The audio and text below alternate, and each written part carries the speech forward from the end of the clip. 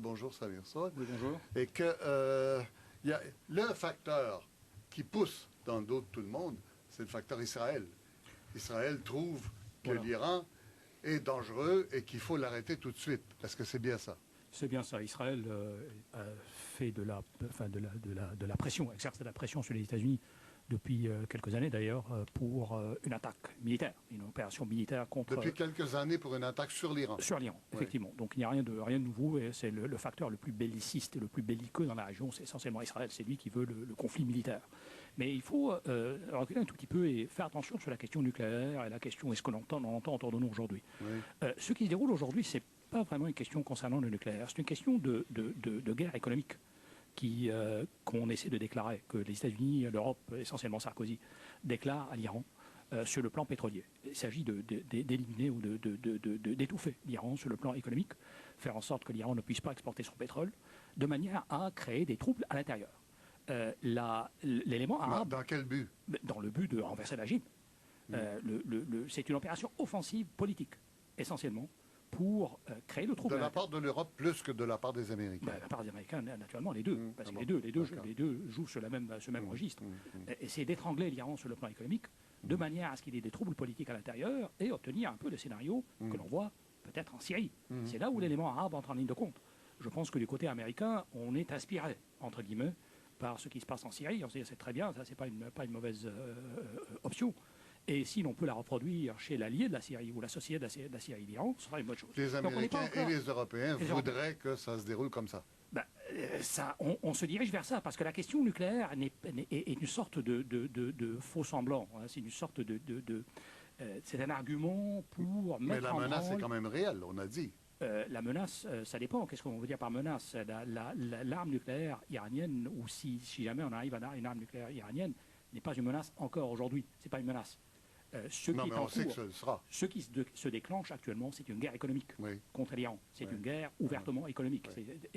Priver l'Iran de ses revenus pétroliers afin de créer des problèmes intérieurs au gouvernement, faire en sorte qu'il ne puisse pas faire fonctionner l'économie, qu'il y ait des troubles à l'intérieur, et qu'on arrive donc à une déstabilisation du régime.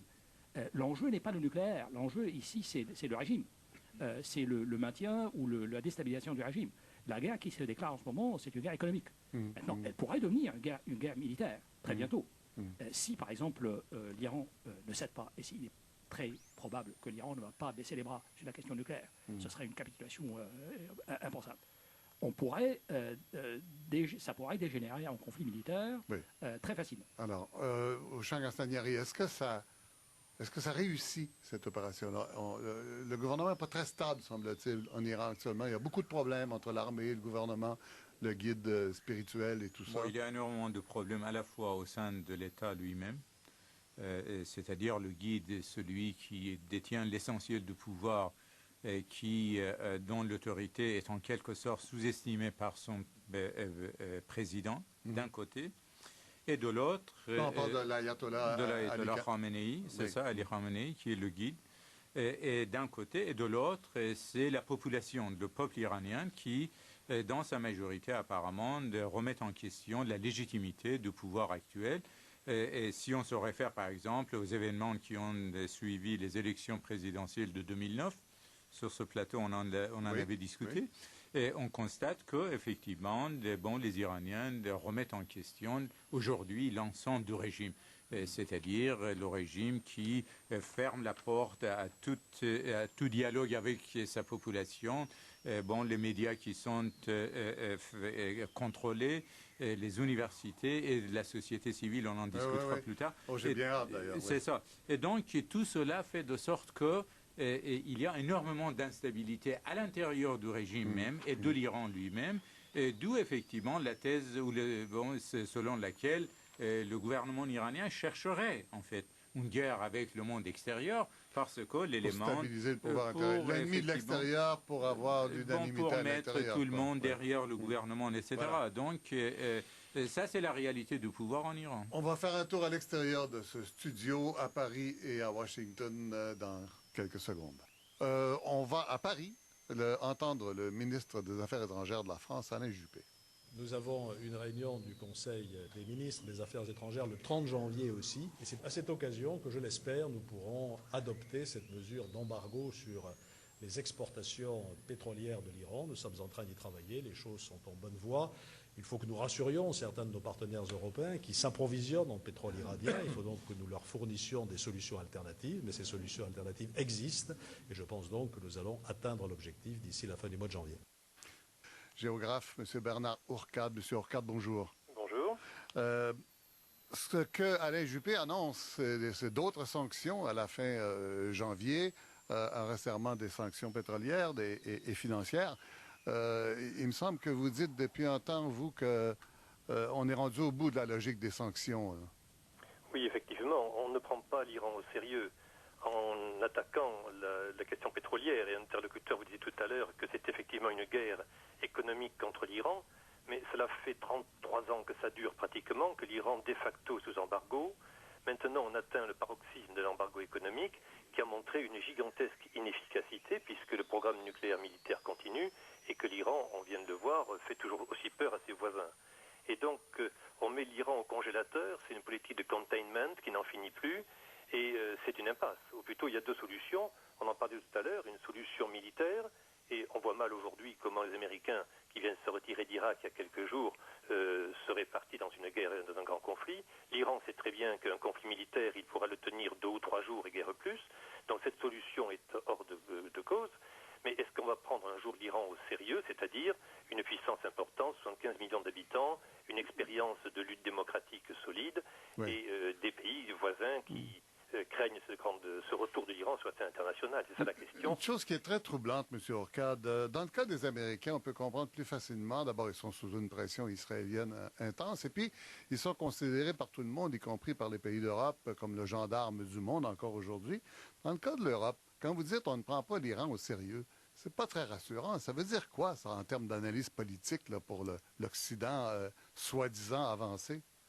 Et ça veut dire qu'effectivement, les Européens, notamment les Français, depuis la présidence Sarkozy, s'alignent sur la politique non pas d'Obama mais de Bush, mais je crois que le président Bush n'est plus président des États-Unis, et c'est une... Il y a des gens qui ne sont pas au courant encore, je crois, oui.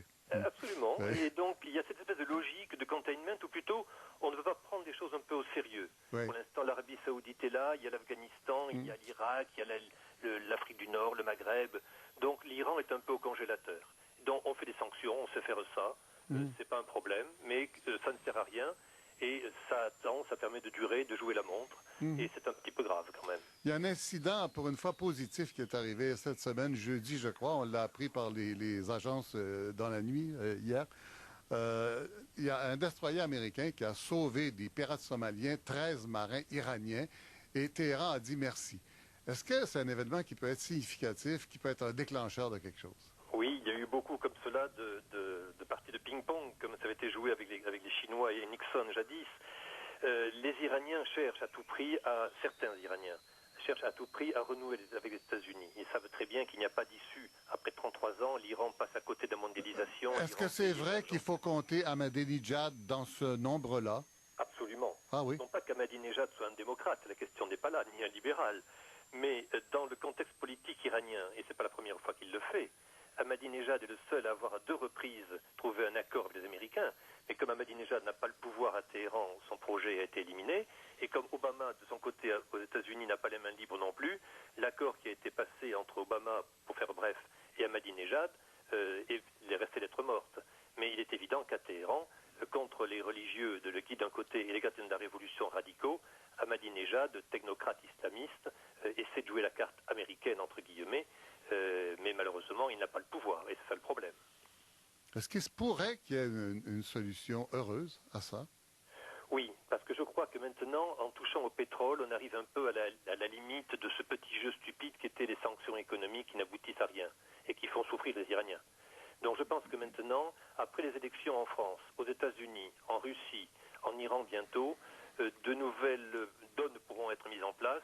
Et maintenant, surtout que les Américains ont quitté l'Irak, notre interlocuteur disait tout à l'heure, c'est la grande question, c'est le retour à un équilibre local. Il faut donc que l'Iran soit un acteur de la paix dans la région, et pour cela, il faut arrêter de jouer au chat et à la souris, il faut prendre l'Iran au sérieux, rayer l'Iran de la carte, c'est naïf, ou changer le régime iranien par une révolution trotskiste, c'est naïf, prenons les choses au sérieux et essayons de faire la paix avec l'ennemi. Bernard Hourcade au CNRS à Paris, merci beaucoup. Je vous en prie. Merci.